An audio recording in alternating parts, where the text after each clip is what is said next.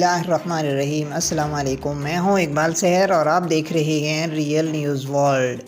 ناظرین، غزہ سے راکٹ حملے، اسرائیل نے واحد کمرشل سرحدی کراسنگ بند کر دی۔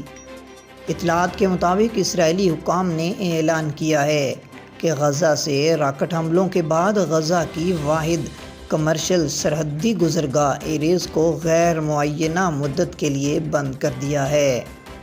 اس سے پہلے جمعے کے روز غزہ میں موجود مسلح تنظیموں کی جانب سے یہودی آباد کار بستیوں کی جانب 2 راکٹ داغے گئے ہیں۔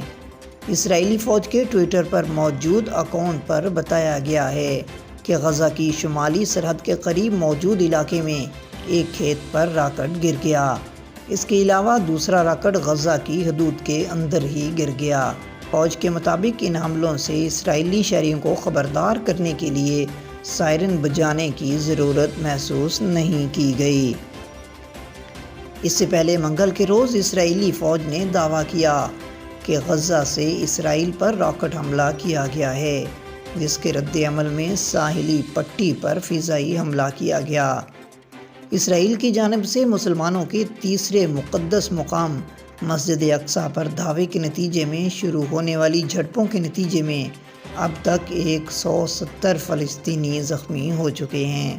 مزید اپڈیٹ کے لیے ہمارے ساتھ وابستہ رہیں۔ اگر آپ نے ہمارے چینل کو سبسکرائب نہیں کیا تو کر دیجئے اور بیل آئیکن کو پریس کرنا مت بھولیے تاکہ ہماری نئی ویڈیو کا نوٹیفیکیشن بر وقت آپ تک پہنچ سکے۔ کامنٹ باکس میں اپنے خیالات کا اظہار کیجئے۔ اسلام زندہ باد، پاکستان پائندہ باد۔